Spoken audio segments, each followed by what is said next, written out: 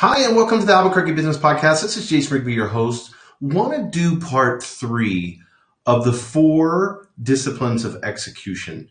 I hope that you guys went and saw my first and second part. We went over each of the disciplines. We're going to get right into discipline 3. This is one that I know is going to help you tremendously. It's going to bring a lot of clarity, especially if you're a leader and you're leading a team. If you're doing coaching, and I hope that you are, if you're daily getting with the people that you have the privilege to lead, I want to encourage you to make opportunities. I wrote this in my book the other day, that every interruption is an opportunity for me to coach. And I know it's aggravating. I know we're on the computer and we're caught up in reports and we've got this Excel file to update and these 20 emails to answer within an hour. I know interruptions can seem to be horrific, but don't live that life anymore, guys. Allow it to be an opportunity for coaching. Say, hey, I've got 3 to 5 minutes. What do you need? And then go through that process of listening to them, valuing them, bring a ton of value to them, coach them through the process. And then they know that they have 3 to 5 minutes and they'll leave, and then you can get back to your email. It's an amazing thing to do, and I encourage each of you to do that. But today, with this book that I absolutely love, and you need to go on Amazon, or you can go on eBay and buy it pre-owned. You can get it as low as $3.99 with free shipping on eBay. It is called The 4 Disciplines of Execution. Discipline 3, like I said, go listen to the other 2s for Discipline 1 and Discipline 2. Don't hop right into this one. Discipline 3 is keep a compelling scoreboard. The 3rd discipline is to make sure everyone knows the score at all times. How do they know if they're winning or not if there's no scoreboard? How many of you have a scoreboard in your office? And I don't know what that scoreboard may be. It may be appointments. It may be, for your beauty salon. It may be appointments for your dental office. I don't know what the scoreboard for you, how many sales they get in an hour, how many, whatever the win is for you. And I've hoped you narrowed it down with the other disciplines. We talked about those 2. Now we need to make a scoreboard, because I'm going to tell you, how effective would you be if there was no scoreboard when you were playing sports? What if you played, and I played basketball in high school. What if you played basketball and they just took the scoreboard down? How motivated would you be? If there was no time and there was no scoreboard, how motivating would the game be? No one would even want to watch it in the first place. Those buzzard last-minute threes, all of that, there would be none of that. You've got to keep a compelling scoreboard. And how many of you in your businesses, or you as managers, leaders, do not have a scoreboard anywhere? How do they know if they're winning? That's your responsibility as leader, to make sure they understand super clear how to win the game. A compelling scoreboard tells the team where they are and where they should be. I want to say that again. A compelling scoreboard tells the team where they are and where they should be. That's why a great team can't function without a scoreboard that compels action. It causes them to say, I've got 2 weeks left. I've only made this amount of appointments. I need to step up my game. Maybe I need to come in a little bit early. Maybe I need to stay a little bit late. Maybe I'll eat lunch at my desk, but I know I need to do this, this, and this. That project I was supposed to finish, I'm only at about 40% on it. A great way to keep a compelling scoreboard, and I don't get any, like I said, this book, they haven't given me anything on. This website, they don't give me anything, but it's great. It's visual. It's good. If you want to create a compelling scoreboard and you want to get projects done, you have a lot of projects, use Monday.com. Just go there. It's Monday.com. It shows a chart. It sends you an email as a leader, but it shows them they're at 30%, they're at 40%. Here's what we knew. You can collaborate. It is a great program. It's a little learning curve in the beginning. Very visual, though, and a lot of people like that over like an Excel sheet or Google Sheets or anything like that. Show them how they're winning, guys. They truly need to understand the connection between their performance and reaching the goal. You fire people because they lack performance, but do they have a clear scoreboard? Did you make it ultra clear what they need to do? I know on the basketball team, you have a small forward, you have a center, you have a point guard. They each have positions and they know exactly what to do. That center's not going to be shooting threes all the time. He's going to dish it off to the guards and let them do that. That's their job. And their performance is based off of that. But how many rebounds is that center supposed to grab? Because when you have a scoreboard, you know what's going to happen? You're going to see the game get elevated. Like I said, play a game without a scoreboard in no time. When you introduce a scoreboard to your team, it's going to elevate them. And you're also going to have the weak players, or the ones that are cheating all the time. It's going to reveal them. And then it'll be time to make some changes. Let me give you some characteristics all from the book. Characteristics of a compelling player scoreboard. There are 4 questions to ask when determining whether a scoreboard is likely to be compelling to the players. Number 1, is it simple? We may be tracking all these multiple sets of data, these KPIs, these lead and lagging indicators and all that, and we're looking at all this data. I was looking at a bunch of reports today. None of my employees care about that. They care about the report that I'm pulling on them. The team needs to only see the information that is relating to understand their score and what's needed to progress their score further. That's all the information they need to see. Is the scoreboard simple? If they had different scoreboards for different things, how simple is it? I mean, I'm using basketball, but you could use, any analogy, football, whatever, soccer. What if they had 4 different scoreboards in 4 different parts of the field? Everybody would be so confused they wouldn't know what's going on. I mean, I know this is an amazing sport or whatever, but cricket confuses me. It's like the game goes on for 3 or 4 days and there's all different. I get confused. Is it simple? Number 2, can I see it easily? Does it visibly drive accountability? Get the biggest whiteboard you can get. You can get an 8-foot whiteboard on Amazon for under $200, guys. That's going to make you so much money. Put the whiteboard up, make it huge, make it visible, put them in front of them. If you've got to get a big easel, it does not matter. It needs to be in front of them. The most important thing is this scoreboard, guys. It needs to be seen constantly. The results become personally important to that person, and the team sees it constantly. They're going to be able to understand what you want to accomplish.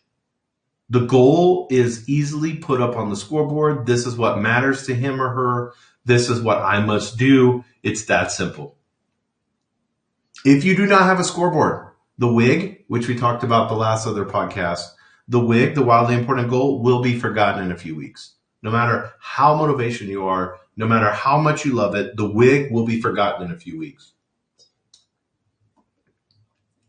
Number 3, does it show lead and lag measures? It should show both the lead and lag measures. The lead measure is what the team can affect. The lag measure is the results they want. The team needs to see both. So if you have a sales department and you're just showing lag measures, what they sold last month and what they have sold, not looking at lead measures like in the sense of how many people, how many meaningful conversations have they had with the person, how many appointments have they set, how many networking events have they gone to, what have they done, in the CRM, how much time are they spending in their CRM? Are they putting full notes with each prospect that they're putting in there? How many prospects are they putting in there? Those are all lead measures. The lead measure is what the team can affect. The lag measure is the result they want. The team needs to see both, guys. Make sure your scoreboard displays both.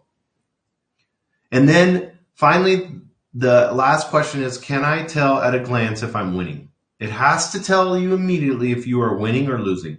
If the team can't quickly determine if they are winning or losing by looking at the scoreboard, then it's not a game, it's just data. Oh, I love this book. It's not a game, it's just data. And there's a small percentage of the population that gets off on data.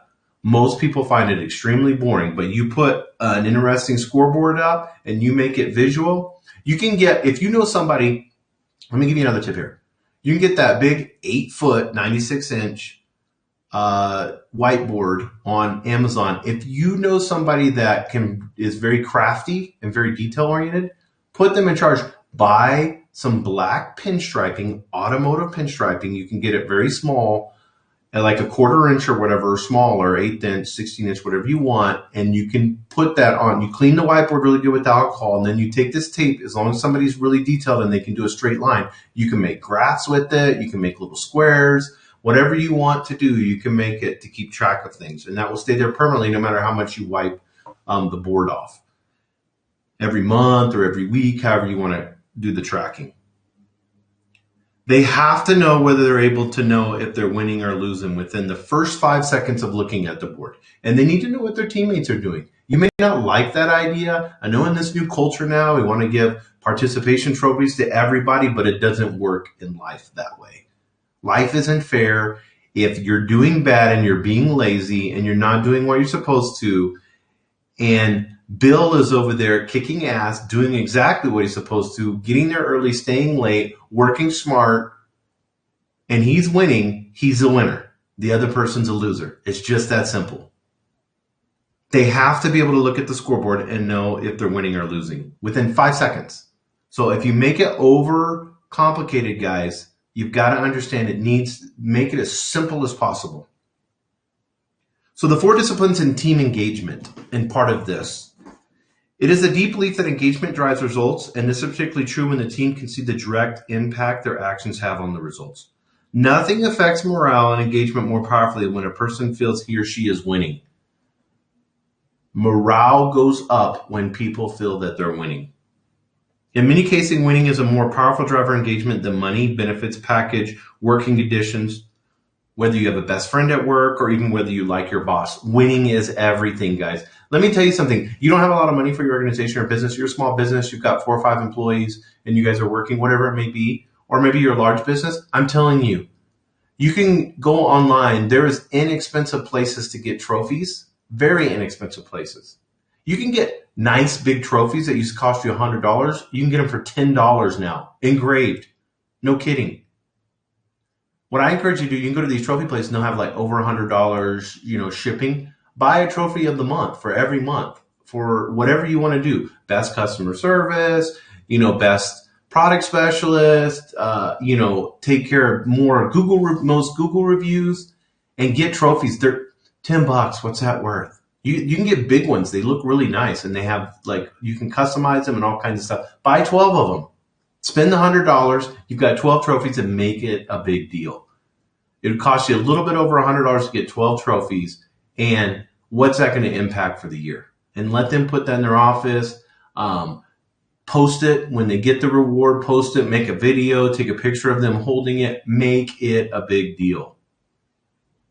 That's what they love. They love to win. Studies have shown that over and over again. People want to win at work. That's what they're there for. We want to get wins. Why do we play games? Why do we do sports? Why do we watch games? Why do we watch sports? Why do we watch sports over and over and over again and then turn around and watch another sport and then turn around and watch Sports Center and then turn around and on the weekends go play sports? We want that feeling of winning. And I think what I want you guys to understand more than anything is that when you create a compelling scoreboard, you're creating competition. And that's not a bad thing. Competition is a good thing. It causes them peer-to-peer to judge each other in a good way. And it says, as a team, I'm letting the team down. I cannot let the team down. I know in the military, when I was in the Marine Corps, you can get somebody killed for doing that. You have to take ownership of not just yourself and have personal discipline in what you need to do and what you need to accomplish, but you need to look out after the team and be selfless. And I'm telling you guys, that needs to be displayed in the workplace. Too many people have this new culture of feeling like, I'm more worried about my feelings than I am about production and the work that I need to do. And I know we need to create a great culture, and I've talked to you guys about that a ton of times, be serving leadership and doing all that. But at the end of the day, we can't just have people hanging out, talking with no accountability and doing nothing. They can't be showing up late, calling in sick all the time, going for 2-hour lunches, leaving early, taking multiple breaks. And you have employees that are taking advantage of you that way. You need to make a decision right now that you're going to hold people accountable with the scoreboard. And you don't have to be the mean one and nag all the time. You let the scoreboard do it. You put it out there. They're going to see. And the other peers around them are going to see and say how that's affecting the team. Make individual goal and make a team goal. And then let that team down and see what happens. Like, we would have got this if this person wouldn't have done this. I guarantee you they're either going to straighten up or you're going to see the team handle the situation properly, which I love. So I encourage you as leaders, follow discipline 3, guys. Get where you're measuring these lead and lag measures. It's going to wake you up too. When you start measuring leads and seeing where you're at exactly and seeing what that person's doing or not doing, it's gonna wake you up to the point that you're gonna say, I need to look at this stuff every day. And I can prevent somebody from derailing if I know that they need to go in this direction or this direction. Maybe they need to be encouraged. Maybe they're discouraged and they need to be encouraged, and you need to sit them down and do some coaching with them and tell them what an amazing employee they are. And that they've had a few rough months or a few rough weeks, but that you believe in them. And yet and you've seen them before be their best. And then ask them in coaching, what does the best self version of them look like at that job? Like, if they were coming every day to their work, what would their best self look like? And be quiet, shut up, and let them talk. And let them tell you. And they're going to get those emotions and they're going to get the feelings, and they know that they're not there. And they're going to perform for you the way that they should. I want to thank you guys. Discipline 3. We're going to do Discipline 4, and I may even do like a 6-part series on this. That's how much I love the book. Go to Amazon, go to eBay. It's called The 4 Disciplines of Execution. It's amazing. You need to read it. You can go to the audiobook, whatever you want.